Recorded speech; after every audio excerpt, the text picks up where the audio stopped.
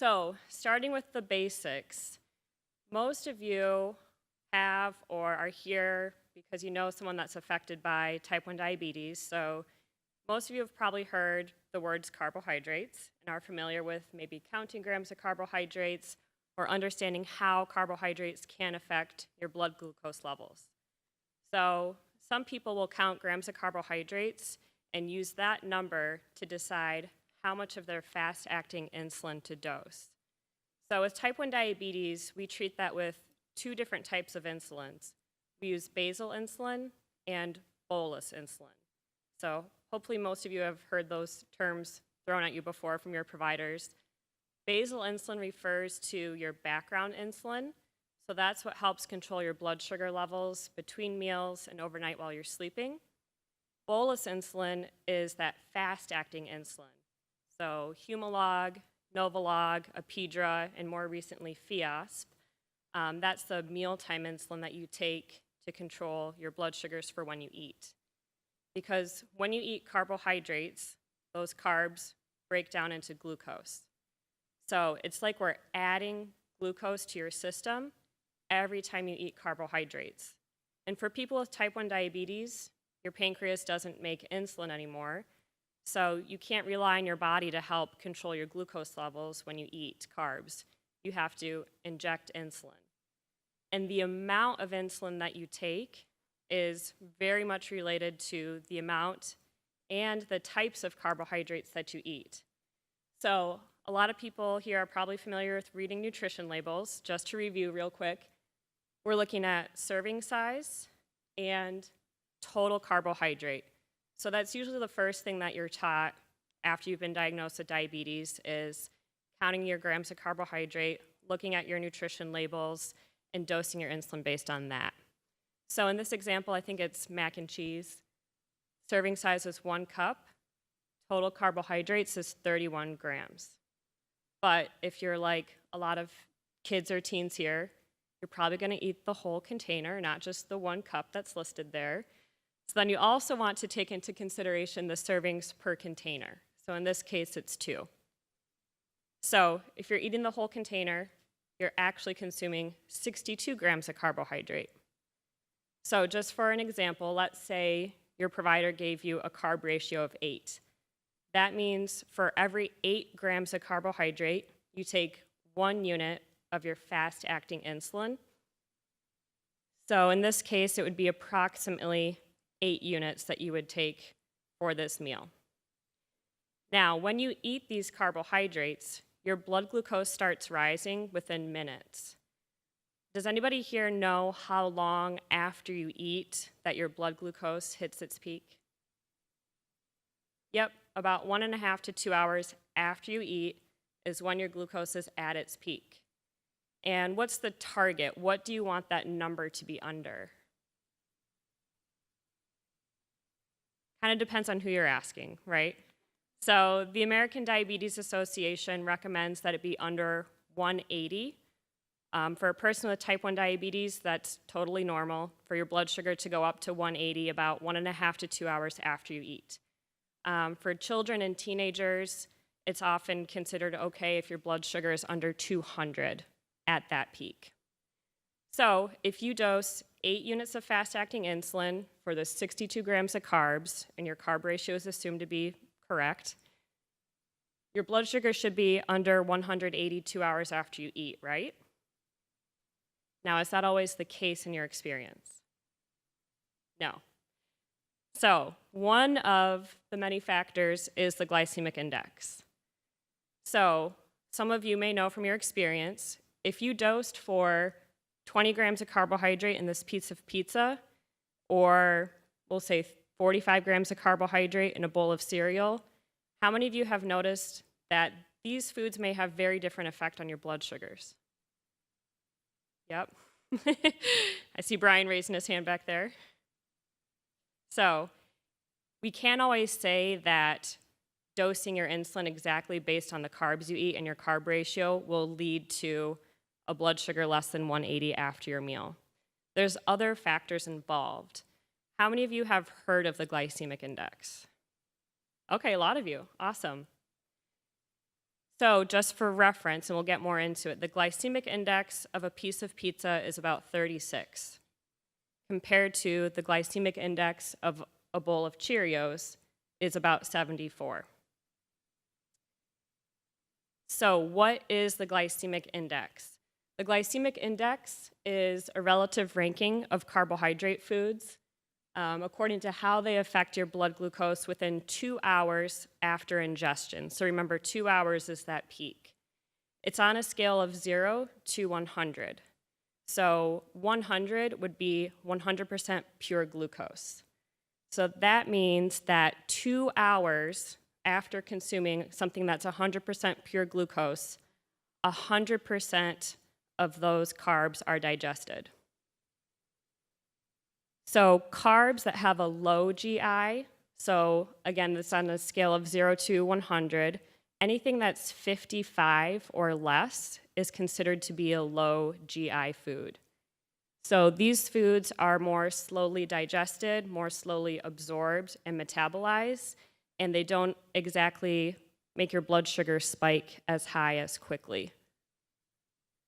So it's really an easy way to remember it. It's a measurement of speed. So we're measuring how quickly do certain foods make your blood sugar peak. So coming back to here, again, the piece of pizza, the GI might be 36, so it's actually considered to be a low GI food, whereas the cereal is about 74. So this means that about only 36% of pizza's carbohydrates turn into blood glucose within the first 2 hours. So that means the rest of those carbohydrates are digested several hours later. So over the course of the next several hours, maybe 3, 4, 5 hours after you've eaten that piece of pizza. Anyone in here use CGM? Have you ever kind of tracked your glucose after eating something like pizza? Kind of seen maybe a delayed rise in that hyperglycemia after you eat it? I see a lot of heads nodding. So then the next question is, how should I dose my insulin? Should I dose insulin differently based on the GI? This is all kind of experimental. There is some research that can support this, but one of the most important things to remember is that diabetes is individual. So how one food affects you may affect somebody else completely differently. Also, a huge factor is exercise, activity levels, your metabolism, your age, other stress levels, hormones. There's lots of things that can affect blood sugar levels. But if we're just focusing on the food, some would suggest if you're going to, depending on if you're using, MDI stands for multiple daily injections, so that would be if you're using syringes or pens. If you're on a pump, there's some easier ways to kind of account for these carbohydrates. So if you're on injections and you're eating a low GI food that's higher in fat, such as pizza, you might want to consider splitting up your carb dose. Now, if your blood sugar is above your target before this meal, always dose for that correction dose you need at the beginning of the meal. So let's say you need 2 units to correct a blood sugar of 200 and 8 units to cover the food. So take the 2 units in the beginning for the correction, but maybe try doing like only 4 units to cover the food at the beginning. So then your mealtime dose before that meal would actually be 6 units, right? 2 for correction, 4 for the carbs. So try taking the 6 units up front, and then maybe like 60 to 90 minutes later, once more of those carbs start digesting more, take your remaining 4 units that you need to cover for the food.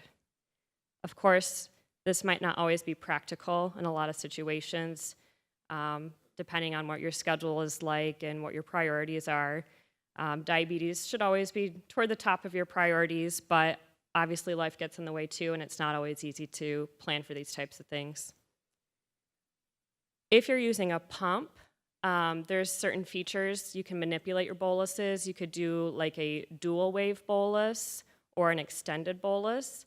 So you can program that bolus so that you get 50% now and then 50% over the next 2 hours. So 50% is upfront, bolus delivered right away, and then the remainder of that bolus is slowly delivered, kind of trickled through over the next few hours. This is just kind of a starting point. Again, everybody's different. It takes some trial and error. Just kind of a good starting point is 50% before the meal, 50% for the next 2 hours. But if you're using something like a continuous glucose monitor, that can help you a lot in determining how to manipulate those boluses. So if your blood sugars don't tend to rise until 3 or 4 hours after you eat that food, maybe you set the duration of that extended or that dual bolus for 3 to 4 hours. So unfortunately, I don't have a black and white answer out there, but again, trial and error, kind of experimenting with your own trends that you see in your glucose to help you better determine when to dose and how much to dose for certain foods.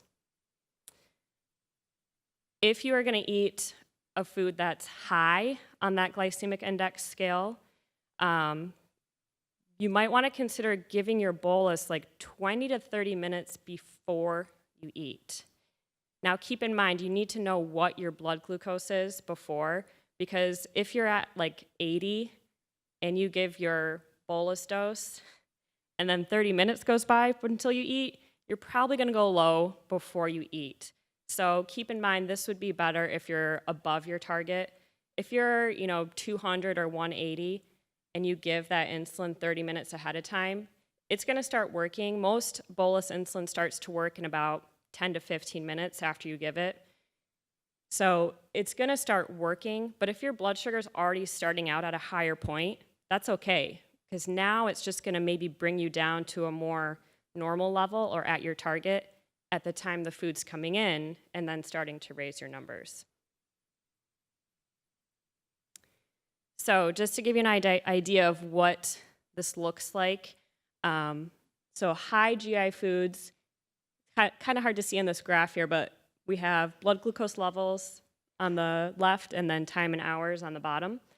So high GI foods might even make your blood sugar peak less than an hour after eating them, versus low GI foods may take over the course of a couple hours for it to peak. So the glycemic index is something that was developed at the University of Sydney in Australia. And so what they do is it's determined by feeding 10 or more healthy people a portion of food containing 50 grams of digestible carbohydrate, and then measuring the effect on their blood glucose levels over the next 2 hours. So for each person, the area under this 2-hour blood glucose curve is their response for this food, and it's measured. Then, on a separate occasion, the same 10 people consume an equal carbohydrate portion of the sugar glucose, this is the reference food, and their 2-hour blood glucose response is also measured. A GI value for the test food is then calculated for each person by dividing their glucose area under the curve for the test food by their glucose area under the curve for the reference food. So the final GI value for the food, for the test food, is the average GI value for those 10 people in this experiment. So again, it's not a huge sample size. It's only 10 people that they're testing this on and measuring it with. So, take it with a grain of salt. Again, everybody's different. What works for these people or how these people are affected by these foods might be different for you. How is the glycemic index different from simple carbs or complex carbs? So the terms simple carbs and complex carbs are not really used in the research world. Those are more media-based terms, so they don't really have a lot of value behind them. The World Health Organization and the Food and Agriculture Organization are actually recommending that these terms be removed and replaced with total carbohydrate content and its GI value. So the difference when we're talking about GI values compared to simple and complex carbs is that it's actually evidence-based. It's something that's been tested in a lab. So again, giving those 10 people the 50 grams of carbs and comparing how their glucose responds to those two different, to the food and then to the reference food.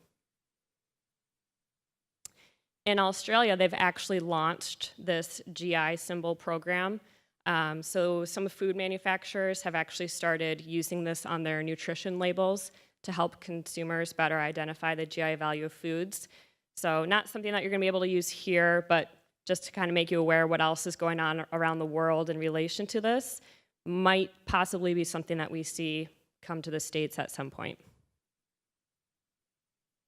So how do you use the glycemic index? So foods that are on a scale of 0 to 55 are considered to be low.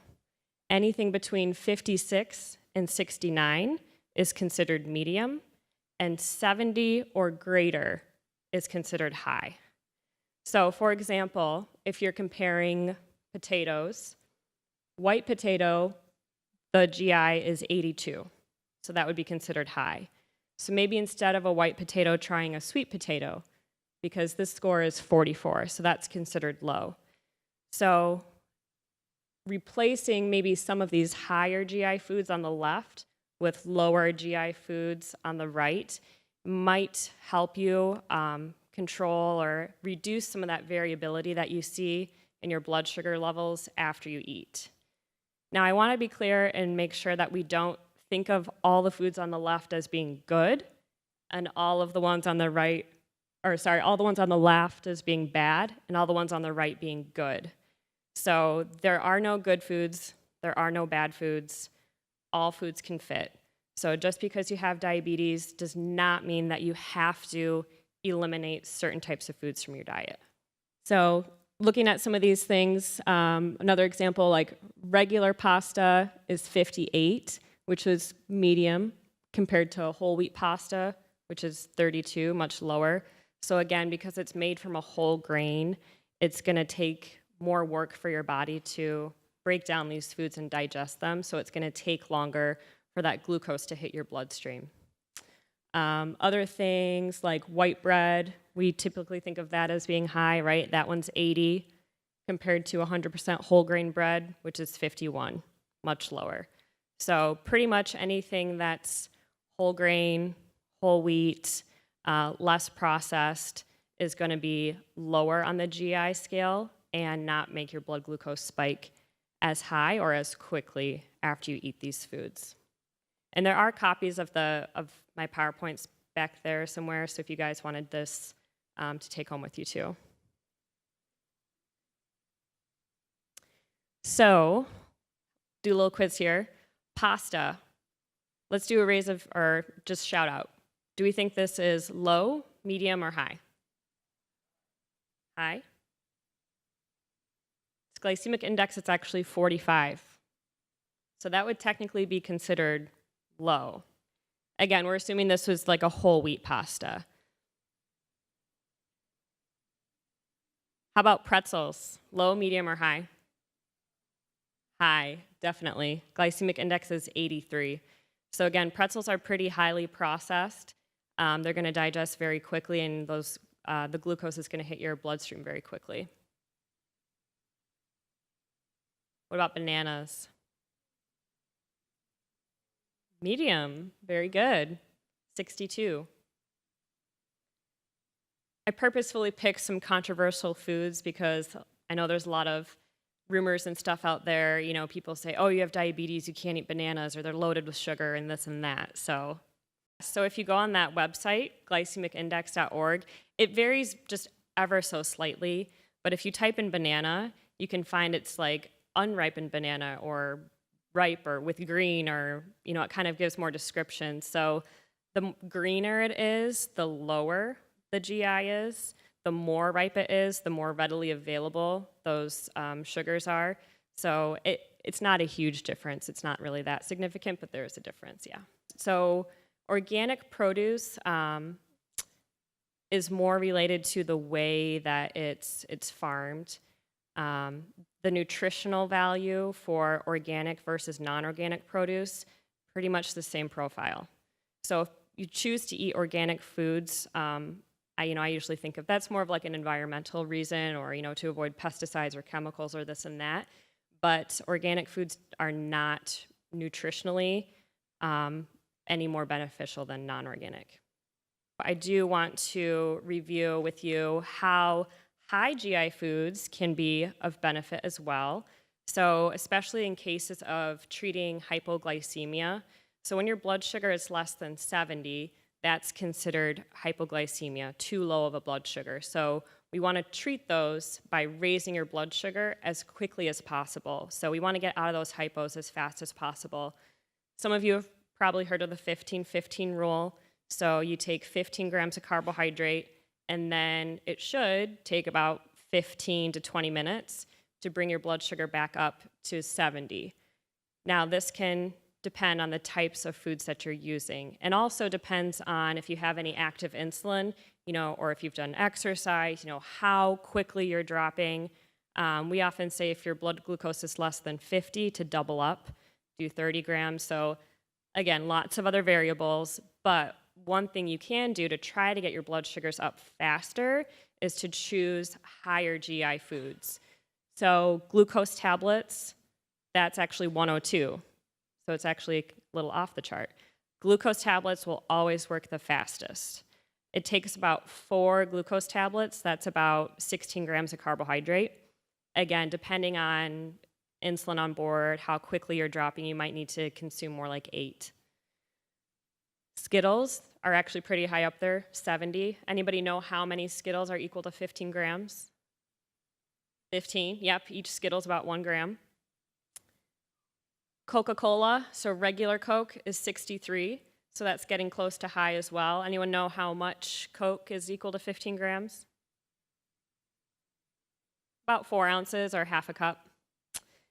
And orange juice is actually considered low, which I thought was really interesting because a lot of times when we talk about treating low blood sugars, we say, get some juice, get them some juice. Again, about 4 ounces of orange juice has 15 grams of carbohydrate, but a lot of that carbohydrate is from fructose. It's not straight glucose, so it does actually take a little bit longer for your body to turn that fructose into glucose.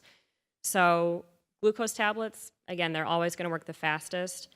Juice, those things will work, but if you're in a situation where you're just like trying to get it up as quickly as you can, think about using higher GI foods. So what's the difference between the glycemic index and the glycemic load? The only reason I'm mentioning this is because I knew somebody was going to ask about it. It's not the most useful information, but just so we understand the difference. The glycemic index measures how high your blood sugar rises after eating certain types of foods. The glycemic load takes into account the serving size, so the quantity of those carbohydrates that you're consuming. So it's essentially the GI multiplied by the grams of carbohydrate divided by 100. So for example, if we look at a single apple, its GI is 40, and it contains about 15 grams of carbohydrate. So 40 multiplied by 15 divided by 100 equals 6. So 6 is the glycemic load, 40 is the glycemic index. Insoluble and soluble. There are some food manufacturers that have chosen to break it down and list what's insoluble and what's soluble, but that's not mandated by the FDA. So it's up to the food manufacturer if they want to include that for you. So when you look at the label, just by looking at the dietary fiber, you're looking at the total between those two. So the best way to determine what type of fiber it is to then look at your ingredients list. Yep, and see where the fiber's coming from. Yep. So again, one of the reasons why we want to even think about any of this is to reduce that postprandial spike, right? If your blood sugars are going up over 180, 200 after your meals, you might start to feel really tired. It's more difficult to concentrate. You're not at the top of your game, so you might not be able to exercise at your level.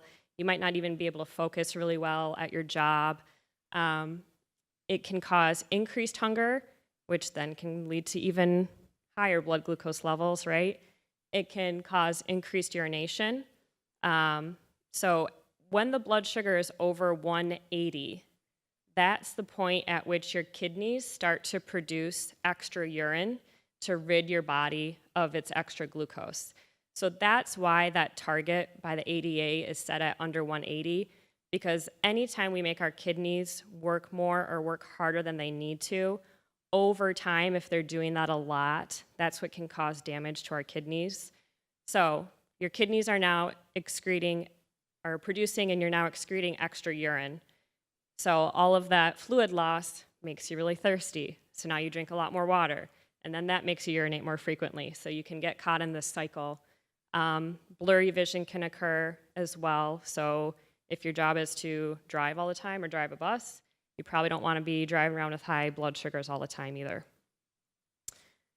So one of the issues we have in trying to manage the variability is that food works a lot faster than insulin, even the fastest acting insulin. So I don't know if you guys stopped at the Novo desk and with the vendors, but they just came out with the fastest acting type of insulin now called Fias, which I think works within like 5 minutes. But even then, our food works a lot faster. So we have to constantly think about the timing of when we dose our insulin in relation to when we eat, so we can match those action times so that our glucose and our insulin peak together and fall together, so we don't have a mismatch. When you have a mismatch in the timing, that's when you can have issues with your blood sugar going too high or possibly even going too low on you hours later. But by making your food work slower, that can help lower that post-meal spike. And of course, reducing your exposure to high blood sugars, that's what's going to reduce your A1C. So the A1C is your average blood sugar over the last 3 months. So if your blood sugars are frequently going high after you eat and they're staying high, that's increasing your exposure to high blood sugars. That's what's going to raise your A1C. So by decreasing that postprandial spike, which again, we're about like an hour after lunch right now, so some of you may even be experiencing a little bit of that right now. That's what's going to help reduce our A1C and in the long run help prevent any long-term complications. So putting it all together, the glycemic index is most helpful for people with diabetes. Glycemic load is useful for research, so don't even worry about it. Foods with a lower glycemic load tend to have a lower GI anyway, so you don't even need to look at it. Foods that are higher in fiber tend to have a lower GI.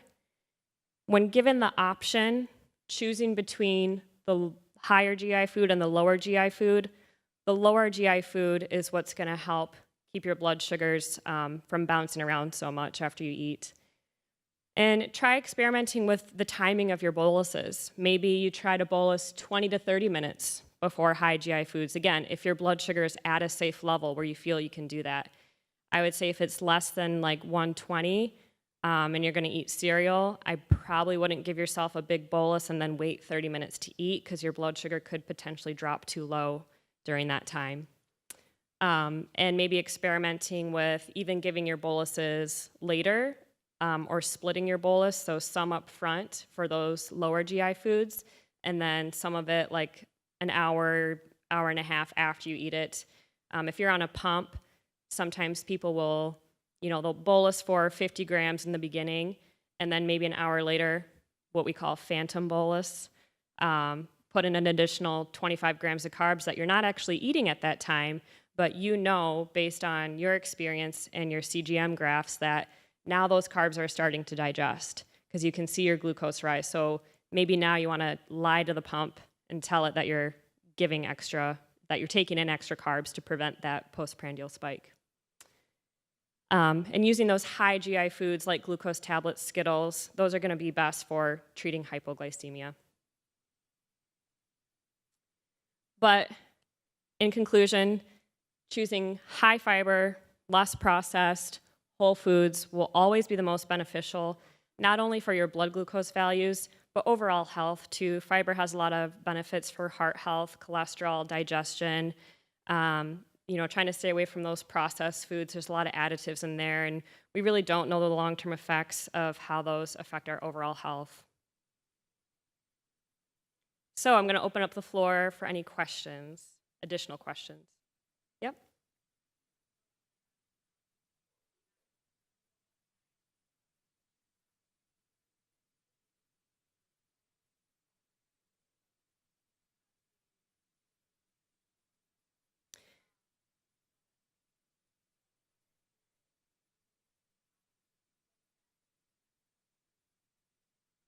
Sure. So the longer food stays in your system and digests, it's going to provide more of that feeling of fullness. So if food is taking a long time to digest, there are signals being sent to your brain that you're full. So that can actually help curb your appetite. Whereas if you eat something that digests very quickly, it doesn't stick with you long.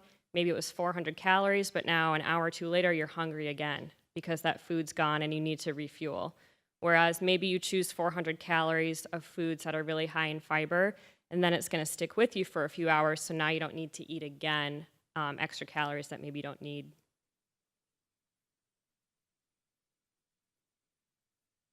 Any other questions?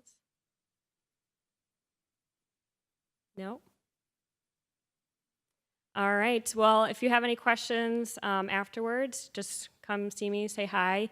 There are some surveys in the back if you would like to fill those out. And then you can just leave at the table when you're done.